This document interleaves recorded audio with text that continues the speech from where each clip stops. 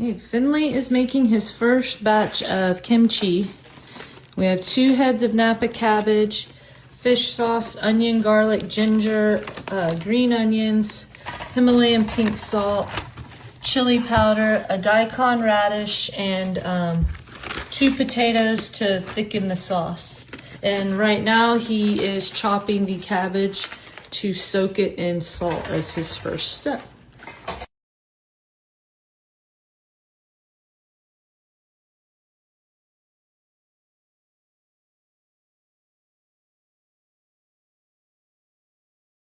Go.